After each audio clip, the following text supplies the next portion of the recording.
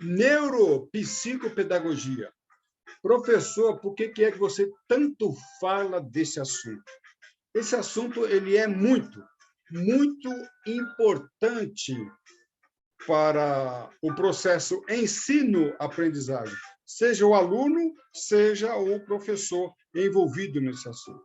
Eu trabalho de uma forma mais profunda e mais ampla em nossos cursos de técnicas de ensino e também de provas e concurso, de tal modo que eu percorro o processo ensino-aprendizagem, alcançando o professor e alcançando o aluno. O professor, ele aprende a ensinar e o aluno aprende a aprender. O processo ensino-aprendizagem, ele se torna mais rico, mais eficiente e eficaz quando ele percorre o triângulo, a tríplice coroa do ensino dentro da neuropsicopedagogia. Tudo bem? Eu sou o professor Calazans e, para mim, é um grande prazer tê-los a bordo, onde nós vamos trabalhar esse assunto. Quando vamos percorrer o que são múltiplas inteligências, estilos de aprendizagem e objetivos educacionais. PNL, Calazans, Programação Neurolinguística, não é o nosso assunto de hoje, mas muitas pessoas fazem perguntas para que eu discorra PNL dentro da educação. Em nossos cursos, nós sim vamos desbravar, discorrer de uma forma bem ampla e profunda. Porém, hoje, vamos percorrer apenas os 3 itens, e não tem como faltar, dissociar, separar, excluir, omitir PNL, mesmo porque ela se enquadra, ela está incluída nesses 3 itens anteriores. Neuropsicopedagogia, o tripé do processo ensino-aprendizagem, onde nós temos uma parte da neurociência, psico e pedagogia. Neuro, nós vamos estudar o cérebro. Psico, a mente, e a pedagogia, técnicas de ensino, técnicas de estudos. Calazans, neurociência, vamos estudar o cérebro. Psico, voltado à psicologia, vamos estudar a mente. Não é a mesma coisa? Não é a mesma coisa. Neuro, nós vamos estudar como o cérebro funciona, as suas partes, a anatomia. Na neuropsicopedagogia, voltado ao processo ensino-aprendizagem, até parece mesmo uma redundância, nós não vamos estudar o cérebro, neurociências, tal como a ciência, mas sim, dentro do nosso curso, nós vamos desenvolver toda a teoria de tal modo que o aluno e o professor saiba usar essa peça tão importante. Aí eu faço uma pergunta: por que a peça tão importante dentro do processo ensino-aprendizagem é desconhecida por pilotos, por professores e alunos? E aí vamos estudar também a mente. Calazans não é a mesma coisa? Não é a mesma coisa. E a gente vai ver a diferença entre neuro, cérebro e seu funcionamento, e também a psico, a mente, né? Psico, domínio cognitivo. E aí, dentro da neuropsicopedagogia, o último verso do triângulo, vértice do triângulo, nós temos aí as técnicas de ensino. Calazans, não é a mesma coisa? Também não é. São coisas diferentes, semelhantes, mas que se complementam, não são exatamente a mesma coisa. Técnicas de ensino, técnicas de estudo e técnicas de aprendizagem. Não adianta nada eu conhecer o cérebro, eu conhecer a mente e não tiver ou ter e não saber usar as ferramentas mais adequadas, né? Uma vez eu estava com um problema sério na estrada e eu perdi a ferramenta para trocar o pneu do carro, que estourou. O pneu do carro realmente estourou. Era simples, trocar o carro é simples, trocar o pneu do carro é muito simples. Mas a falta de uma peça coloca tudo por água abaixo. É a mesma coisa. Tem o cérebro, conhece a mente, mas não tem a peça adequada, a ferramenta, a técnica. Esse, para mim, é um ponto muito importante. E vamos falar um pouquinho sobre múltiplas inteligências, desenvolvida em primeiro trabalho, concluído em 1983, por um pesquisador americano, Howard Gardner, e ele inconformado com o QI. QI, no início do século XX, lá 2020, mais ou menos, 1920,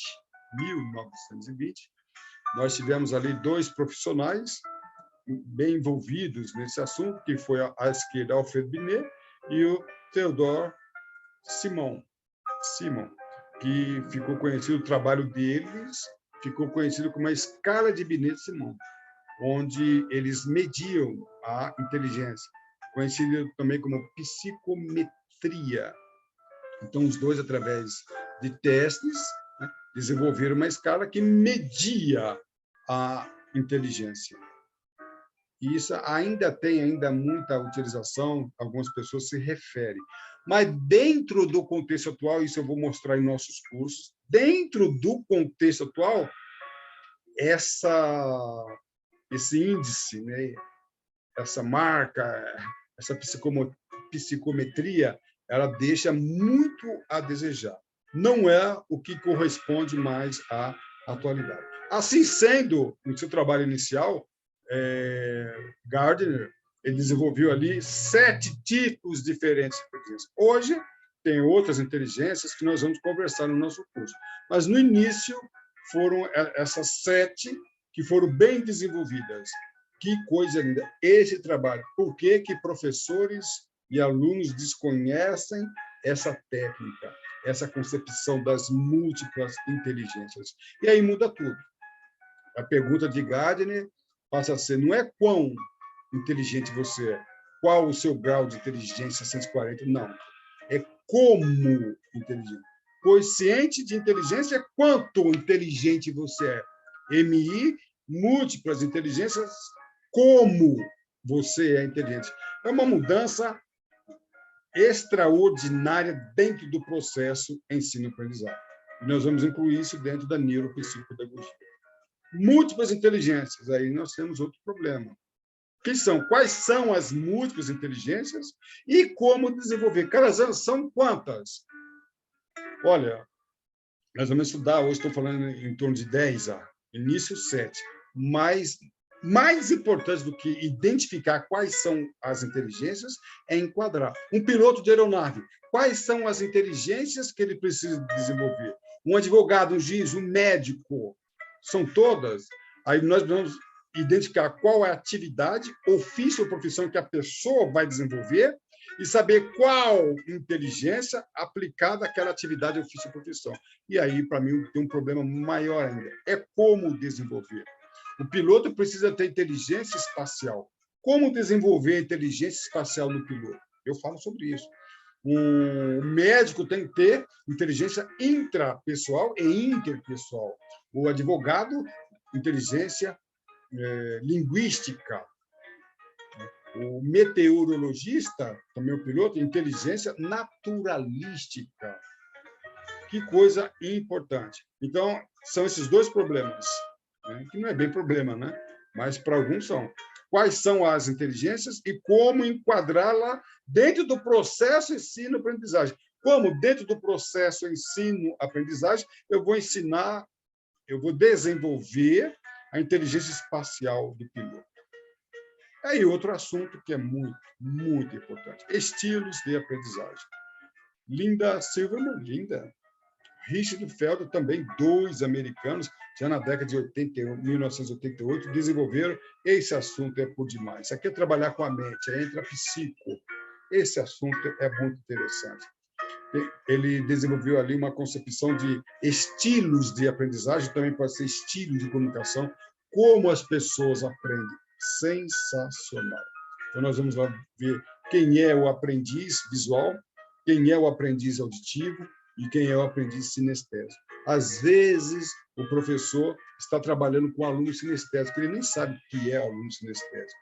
Como esse aluno aprende? O aluno sinestésico, ele aprende de uma forma diferente do aluno auditivo.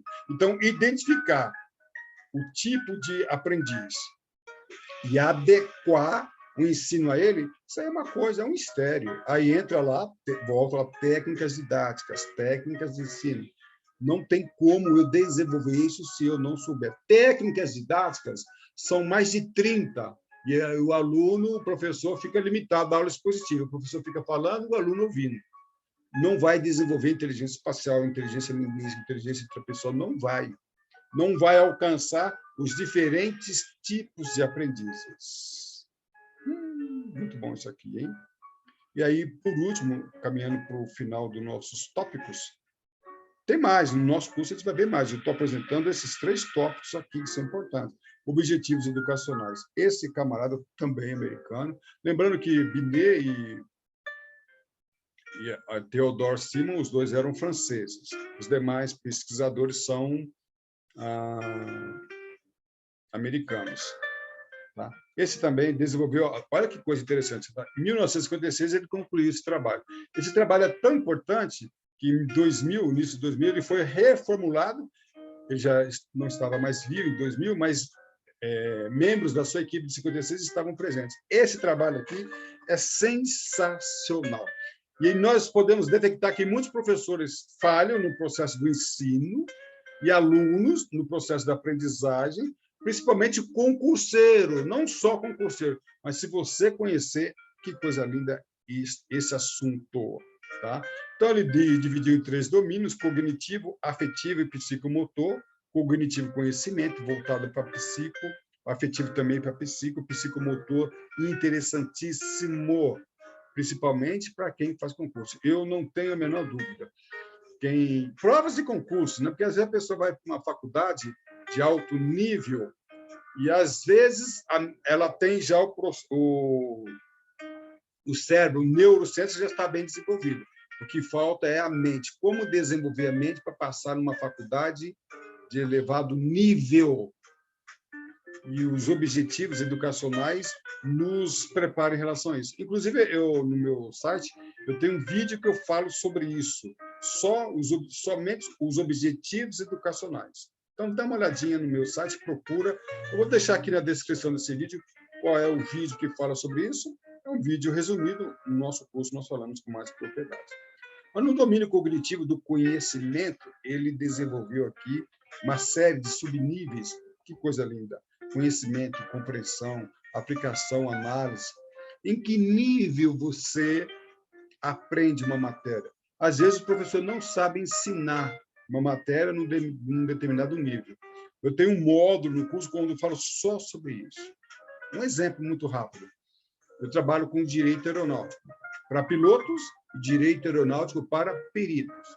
Então, o piloto, ele não precisa ser um perito, ele não precisa ser formado em direito, ele não precisa conhecer o direito aeronáutico na profundidade, mas ele precisa conhecer o direito aeronáutico para que ele possa entender quais são os seus deveres e responsabilidades dentro da atividade aérea.